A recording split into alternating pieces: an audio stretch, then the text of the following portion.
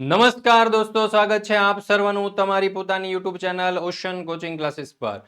મિત્રો, આવતીકાલે તમારે સંસ્કૃત વિષયનું પેપર છે, તો સંસ્કૃત વિષયની અંદર આપણે આ ગુરુવચનની જે સિરીઝ લીધી છે, બરાબર, એની અંદરથી દરેક વિષયની અંદર મોટા ભાગના જે પ્રશ્નો છે પૂછાયા છે અને સંસ્કૃત વિષયની અંદર પણ જરૂરથી આપણું ગુરુવચન અને આવતીકાલે સવારે જે સુપ્રભાતમ ક્લાસ આવવાનો છે તેની અંદરથી તમને જરૂરથી આ જે મોસ્ટ આઈએમપી પ્રશ્નો છે તે પૂછાશે, બરાબર। તો જરૂરથી આ ધોરણ 10 ના સંસ્કૃત વિષયના પેપર માટે આ ગુરુવચન જે છે તેનો અભ્યાસ કરી લેજો, અંત સુધી જોડાયેલા રહેજો અને સાથે સાથે તમે જવાબ પણ આપતા જજો। જે પ્રશ્નના જવાબ તમને આવડતા હોય તે કોમેન્ટ બોક્સની અંદર જરૂરથી જણાવતા જજો। ચાલો તો વધારે સમય નહીં લઈએ, ચાલો આપણે શરૂ કરીએ। ધોરણ 10 સંસ્કૃત વિષય એનું જે દ્વિતીય પરીક્ષા જે છે એના માટેનું ગુરુવચન જે છે એ આપણે મોસ્ટ આઈએમપી પ્રશ્નો અને લોઢાની અંદર લીટો કે ભાઈ અહીંયા જેટલા પણ પ્રશ્નો આપણે લેવાના છીએ, બરાબર છે, એમાંથી મોટા ભાગના પ્રશ્નો હશે જ।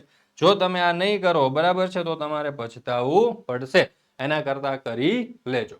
ચાલો તો શરૂ કરીએ આપણે વિભાગ એ। અહીંયા કહ્યું છે કે આપેલા ગદ્ય ખંડોનો ગુજરાતી ભાષામાં અનુવાદ કરો।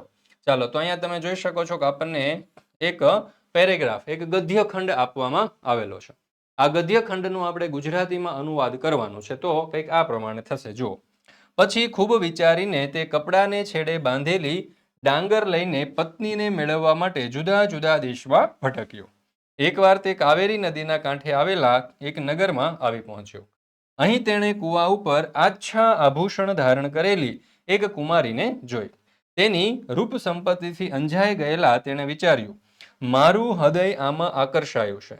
તે આની પરીક્ષા કરીને વિવાહનો પ્રસ્તાવ મૂકીને સંમતિ હોય તો હું તેને પરણીશ। તે તેની પાસે જઈને વિનયપૂર્વક બોલ્યો, શું તારામાં આ એક પ્રસ્થ ડાંગર વડે બનાવેલું ભોજન મને જમાડવાની કુશળતા છે?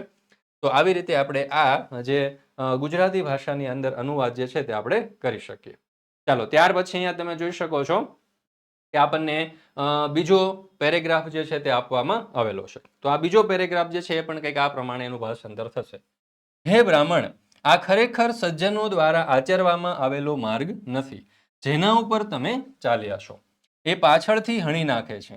ઇન્દ્રિયો રૂપી ઘોડાઓ દ્વારા ઉડાડવામાં આવેલી રજ એ ચંચળ આંખોવાળાઓની દ્રષ્ટિને મલિન કરી નાખે છે, અથવા તો આંખ કેટલું દૂર જુએ છે। શુદ્ધ બુદ્ધિ જ શુદ્ધ બુદ્ધિવાળાઓ બધા ખોટા કે સાચા વિષયોને જુએ છે। ચાલો ત્યાર પછી આગળ નીચે આપેલા સંસ્કૃત પ્રશ્નોના ઉત્તર આપેલા વિકલ્પમાંથી શોધી અને સંસ્કૃતમાં લખો કોઈ પણ બે। ચાલો તો જુઓ, શ્રેષ્ઠી પુત્રસ્ય નામ કિમ આસિત, તો અહીંયા જવાબ શું આવશે? વિકલ્પ બી શક્તિ કુમારઃ। ત્યાર પછી ચોથું, સરોવરસ્ય જલમ કીદર્શમ આસિત, તો અહીંયા જવાબ આપણો આવશે વિકલ્પ સી સગરમ। ત્યાર પછી પાંચમું, પ્રકૃતિ નિર્માતા સરોવરાઃ કીદર્શાઃ ભવંતી, તો અહીંયા આપણો સાચો જવાબ આવશે વિકલ્પ એ પેય જલાહ। ત્યાર પછી આગળ નીચે આપેલા પ્રશ્નોના ઉત્તર ગુજરાતી ભાષામાં લખો કોઈ પણ બે, જેના કુલ 4 ગુણ છે। તો જોઈએ એમાં છઠ્ઠો સવાલ, આવર્તપાત નામના વિઘ્નને સમજાવો। તો અહીંયા તમે જોઈ શકો છો કે આવર્તપાત નામનું વિઘ્ન જે છે તે ખૂબ જ સરસ રીતે આપણે અહીંયા દર્શાવ્યું છે। ત્યાર પછી છે સરોવર જોઈને માછીમારોએ શો વિચાર કર્યો। તો જુઓ, સરોવર જોઈને માછીમારોએ વિચાર્યું, વાહ, આ સરોવર તો ઘણા માછલાઓ વાળું છે। ક્યારેક આવું સરોવર આપણે જોયું નથી ક્યારેય। આજે આહારની સારી વ્યવસ્થા થઈ ગઈ। આવતીકાલે અહીં આવીને માછલા, કાચબા વગેરેને જરૂર મારી નાખીશું। ત્યાર પછી આગળ, પ્રત્યુત્પન્ન મતીએ અન્ય જળાશયોમાં જવાનું કેમ માંડી વાળ્યું? તો અહીંયા જવાબ આવશે પ્રત્યુત્પન્ન મતી કહે છે કે ભવિષ્ય માટે પ્રમાણોના અભાવથી મારે ક્યાં જવું? આવી પડેલી પરિસ્થિતિમાં કરવા યોગ્ય હોય તે કરવું જોઈએ। કહેવાયું છે કે આવી પડેલી આફતોને જે નિવેડો લાવે છે તે માણસ જ બુદ્ધિમાન છે। આવું વિચારીને તેણે અન્ય જળાશયમાં જવાનું માંડી વાળ્યું। ત્યાર પછી આગળ નીચે આપેલા વિષયો ઉપર ટૂંક નોંધ લખો। અહીંયા છે યુદ્ધના દુષ્પરિણામો। તો અહીંયા તમે જોઈ શકો છો કે યુદ્ધના દુષ્પરિણામ વિશે આપણે સરસ મજાનું લખ્યું છે કે આધુનિક યુગમાં વિવિધ પ્રકારના રાસાયણિક અસ્ત્ર શસ્ત્રોને લીધે યુદ્ધો ખૂબ જ ભયંકર અને વિનાશક બન્યા છે। આધુનિક યુગમાં રાસાયણિક શસ્ત્રોના ઉપયોગથી આ કુદરતી તત્વો પ્રદૂષિત બન્યા છે। દૂષિત જળવાયુને કારણે અનેક લોકો અસાધ્ય રોગોનો ભોગ બને છે અને મરણને શરણ થાય છે। ત્યાર પછી આગળ શક્તિ કુમારની પરીક્ષા યોજના। તો શક્તિ કુમારને ગુણવતી કન્યા સાથે પરણવું હતું. આથી તેણે એવી કન્યાને શોધી કાઢવા અને તેની પરીક્ષા લેવાની યોજના બનાવી. આ માટે તે પ્રસ્થમાત્ર ડાંગર લઈ દેશ દેશાવરમાં ભ્રમણ કરતો રહ્યો. એકવાર તેણે કાવેરી નદીના કાંઠે કુવા ઉપર એક સુંદર કન્યા જોઈ. શક્તિ કુમારે તેની પરીક્ષા લેવાનું વિચાર્યું. જો તે કન્યા માત્ર એક પ્રસ્થ ડાંગરમાંથી વિવિધ વાનગીઓ તૈયાર કરી અને શક્તિ કુમારને તે ભોજનથી પ્રસન્ન અને સંતુષ્ટ કરી શકે તો તે તેની પરીક્ષામાં ઉત્તીર્ણ થાય. તો તેણે તેવી કન્યા સાથે વિવાહ કરવાનું વિચાર્યું. ચાલો ત્યાર પછી આગળ નીચે આપેલા ગદ્યખંડ વાંચી અને પ્રશ્નોના ઉત્તર સંસ્કૃતમાં લખો, જેના કુલ 4 ગુણ છે. તો અહીંયા તમે જોઈ શકો છો, આ સરસ મજાનો ગદ્યખંડ આપણને આપેલો છે. બરાબર, આ ગદ્યખંડની ઉપરથી પહેલો સવાલ, ગુરુહુ શિષ્યેણ સહ કુત્ર વર્તમાનઃ આસીત. તો જવાબ આવશે ગુરુહુ શિષ્યેણ સહ ગંગા તીરે વર્તમાનઃ આસીત. બરાબર, તો દરેકે દરેક પ્રશ્નો જે છે પરીક્ષાની તૈયારી માટે ખૂબ ઉપયોગી અને મોસ્ટ આઈએમપી પ્રશ્નો છે મિત્રો. બીજું, ગુરુહુ શિષ્યમ કિમ અદર્શયત. તો જવાબ આવશે ગુરુહુ શિષ્યમ જલ પ્રવાહેણ નિયમાન કંચન કાષ્ઠખંડમ અદ્રશ્યત. ત્યાર પછી ત્રીજું, અયમ કાષ્ઠખંડ કેન સહ સમુદ્રમ પ્રાપ્સ્યતિ. તો જવાબ આવશે અયમ કાષ્ઠખંડ જલ પ્રવાહેણ સહ સમુદ્રમ પ્રાપ્સ્યતિ. ચાલો ત્યાર પછી આગળ ચોથું, કાષ્ઠખંડસ્ય સમુદ્ર ગમન માર્ગે કતિ વિઘ્નાઃ ન ભવેયુ. તો જવાબ આવશે કાષ્ઠખંડસ્ય સમુદ્ર ગમન માર્ગે ચત્વારઃ વિઘ્નાઃ ન ભવેયુ. ત્યાર પછી આગળ 26/1/2026 ના રોજ મિત્રો યુટ્યુબ ચેનલ આપણી પોતાની એટલે કે ઓશન કોચિંગ ક્લાસીસ ઉપર એક લાઈવ ઇવેન્ટ થવા જઈ રહી છે, જ્યાં તમને કંઈક નવું જાણવા મળશે, જ્યાં તમને કંઈક ઉપયોગી થાય એવું હશે, કંઈક તમને લાભનું કામ હશે. બરાબર, તો જરૂરથી આ લાઈવ ઇવેન્ટની અંદર દોસ્તો જોડાઈ જજો. ચાલો ત્યાર પછી છે વિભાગ બી. અહીંયા કહ્યું છે કે નીચે આપેલા પદ્ય ખંડોના ગુજરાતી ભાષામાં અનુવાદ કરો કોઈ પણ એક. બરાબર, તો અહીંયા તમે જોઈ શકો છો કે આપણને એક સરસ મજાનો શું આપવામાં આવેલું છે, એક પદ્યખંડ આપેલો છે. બરાબર, એનો આપણે ગુજરાતીમાં અનુવાદ કરવાનો છે. તો કંઈક આ પ્રમાણે થશે, તે ભાંગેલા ધનુષ્ય વાળો, રથ વિહોણો થયેલા, હણાયેલા ઘોડા વાળો, હણાયેલો સારથી વાળો રાવણ સીતાને હાથથી લઈને ભૂમિ ઉપર પડ્યો. પક્ષીઓના રાજા શત્રુનું દમન કરનાર જટાયુએ ત્યારે તેના ઉપર ચાંચ વડે હુમલો કરી અને એના 10 ડાબા બાહુઓને ઉખાડી નાખ્યા. ચાલો ત્યાર પછી જોઈએ આપણે આગળ. તો અહીંયા આપણને બીજું આપવામાં આવેલો છે. બરાબર, પંક્તિ. તો એનું કંઈક ભાષાંતર આ પ્રમાણે થશે, હે બ્રાહ્મણ, આ ખરેખર સજ્જનો દ્વારા આચરવામાં આવેલો માર્ગ નથી જેના ઉપર તમે ચાલ્યા છો. એ પાછળથી હણી નાખે છે. ઇન્દ્રિયો રૂપી ઘોડાઓ દ્વારા ઉડાડવામાં આવેલી રજ ચંચળ આંખો વાળાઓની દ્રષ્ટિએ મલિન કરી નાખે છે, અથવા તો આંખ કેટલું દૂર જુએ છે. શુદ્ધ બુદ્ધિ વડે જ શુદ્ધ બુદ્ધિ વાળા બધા ખોટા કે સાચા વિષયોને જુએ છે. ચાલો ત્યાર પછી આગળ નીચે આપેલા સંસ્કૃત પ્રશ્નોના ઉત્તર માટે આપેલા વિકલ્પમાંથી સંસ્કૃત શબ્દ શોધીને લખો. કાર્ય પ્રારંભ્ય કે ન પરિત્યજંતી. તો અહીંયા જવાબ આવશે વિકલ્પ બી, ઉત્તમ જનાહ.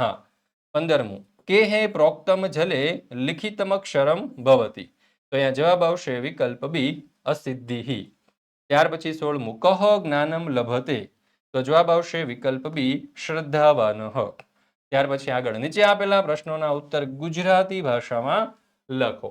આપત્તિમાં અને પ્રતિજ્ઞા પાલનમાં કોને આદર્શ માનવા જોઈએ, શા માટે? તો અહીંયા જવાબ આવશે આપત્તિઓમાં શ્રી રામને અને પ્રતિજ્ઞા પાલન કરવામાં ભીષ્મ પિતામહને આદર્શ માનવા જોઈએ. શું કામ? તો એનો જવાબ અહીંયા તમારી સમક્ષ રજૂ કરેલો છે.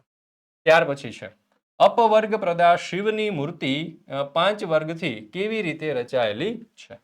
તો જોઈએ, અપવર્ગ મોક્ષ આપનારી શિવની મૂર્તિ 5 વર્ગથી આ રીતે રચાયેલી છે. પિનાક, ફણી, બાલેન્દુ, ભસ્મ, મંદાકિનાયુતા. અર્થાત ભગવાન શિવની મૂર્તિમાં 5 વર્ગના 5 વર્ણ આવે છે, પ, ફ, બ, ભ અને મ. પહેલો પ વર્ણ પિનાકમાં છે. પિનાક શિવનું ધનુષ છે. બીજો ફ વર્ણ ફણીમાં આવે છે, ફણી એટલે નાગ. ત્રીજો વર્ણ બાલેન્દુ એટલે કે બાલચંદ્ર, ભગવાન શિવ તેને મસ્તક ઉપર ધારણ કરે છે. ચોથો વર્ણ ભ છે, શિવ આખા શરીરે ભસ્મ ચોળે છે. અને 5મો વર્ણ મ છે, એટલે કે ભગવાન શિવે મનવાનીની ગંગાને પોતાના મસ્તક ઉપર ધારણ કરી હતી. ચાલો ત્યાર પછી આપણે આગળ જોઈએ 19મું, ગીતામૃતમમાં કહેલા ભક્તના 4 પ્રકાર જણાવો. તો આર્ત અર્થાત દુઃખથી પીડાયેલો, જિજ્ઞાસુ એટલે કે ઈશ્વરના સ્વરૂપને જાણવાની ઈચ્છા વાળો, અથાર્થી એટલે સંસારના સુખોને મેળવવાની કામના વાળો, જ્ઞાની અર્થાત જેને સંસારની અનિત્યતા અને પરમ તત્વનું જ્ઞાન થઈ ગયું છે તેવું. ચાલો ત્યાર પછી આગળ, સંગઠિત રહેવા માટે કવિ શું કરવાનું સમજાવે છે?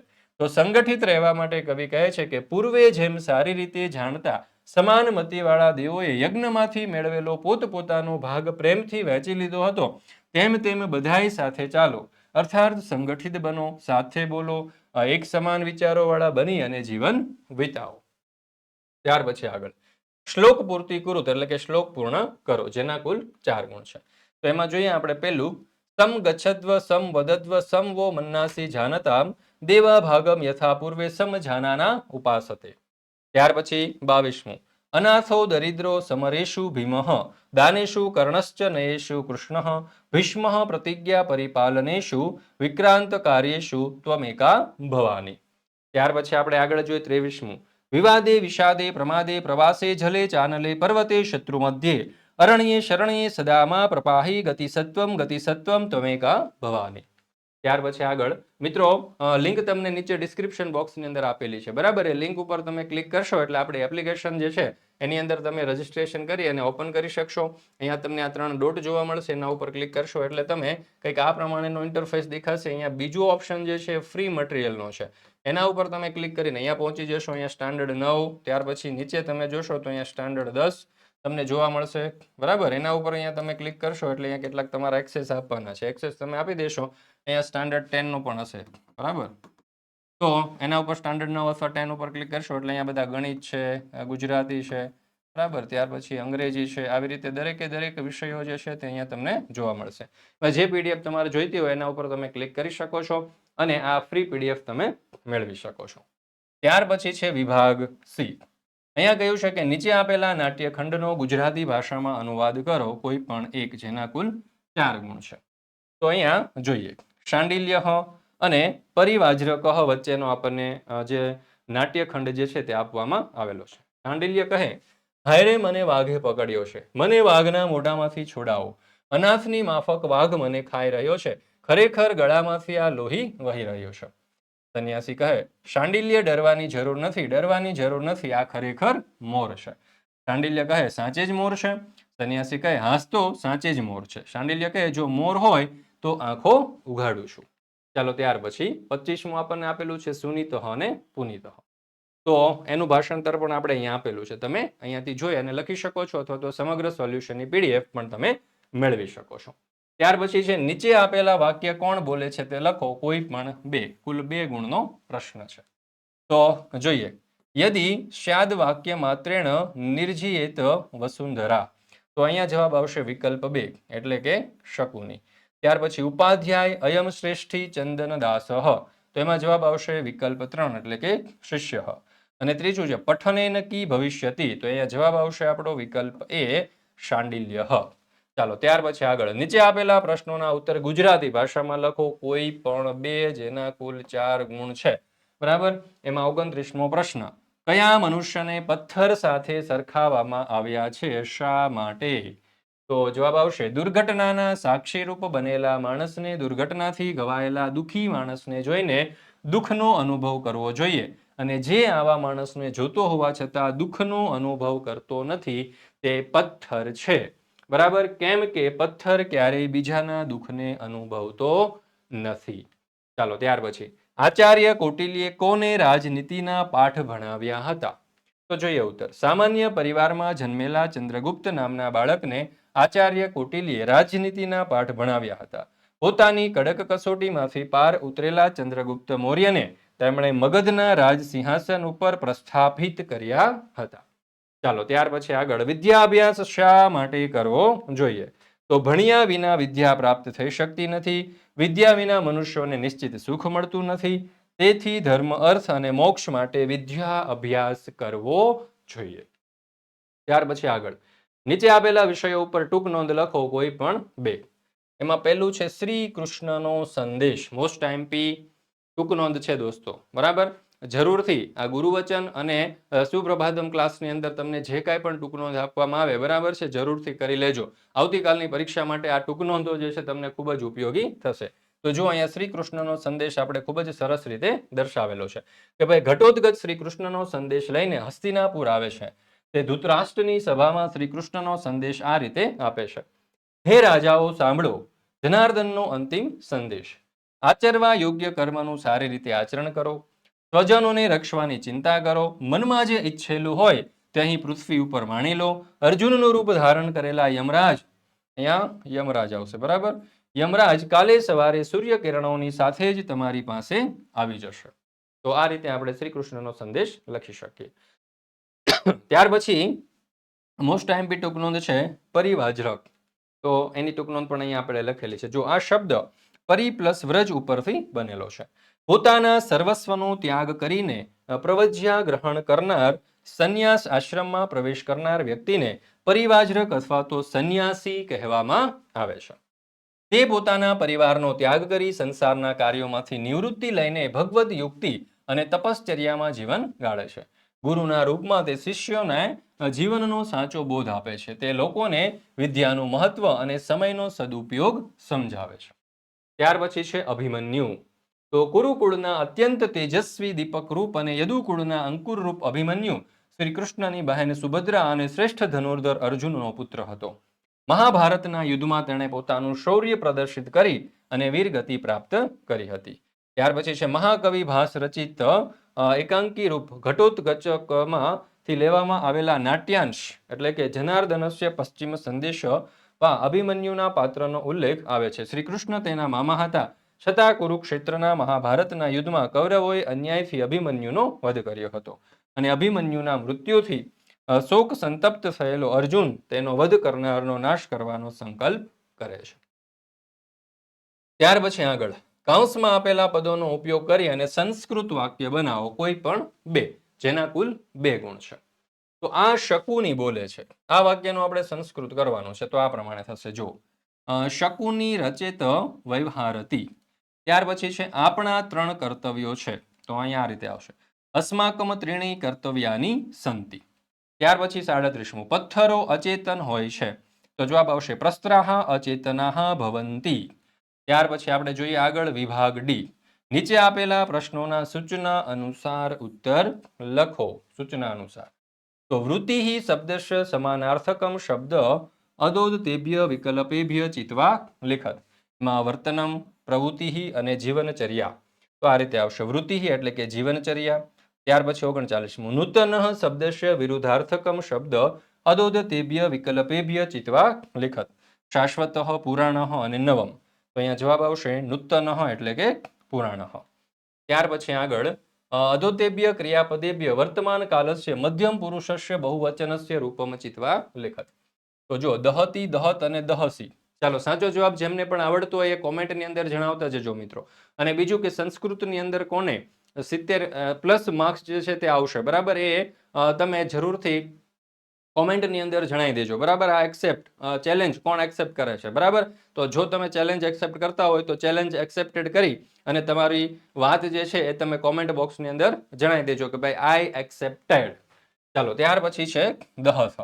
ત્યાર પછી 41મું અધોતેભ્ય ક્રિયાપદેભ્ય સામાન્ય ભવિષ્ય કાલસ્ય ઉત્તમ પુરુષસ્ય એકવચનસ્ય રૂપમ ચિત્વા લિખત. પશ્યામી, દ્રક્ષ્યામી અને પશ્યેતમ. તો અહીંયા સાચો જવાબ આપણો શું આવશે? દ્રક્ષ્યામી. ત્યાર પછી 42મું અધોતેભ્ય ક્રિયાપદેભ્ય આજ્ઞાર્થ અન્ય પુરુષસ્ય દ્વિવચનસ્ય રૂપમ ચિત્વા લિખત.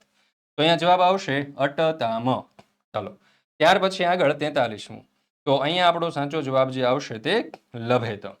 ત્યાર પછી આગળ શ્રેષ્ઠી પુત્ર કાંચી નગરે અવસત દતેભ્ય વાક્યેભ્ય સ્મ પ્રયોગ યુક્ત શુદ્ધ વાક્ય ચિત્વા લિખત. તો અહીંયા જવાબ શું આવશે? તો કે શ્રેષ્ઠી પુત્રમ કાંચી નગરે વસતી સ્મ.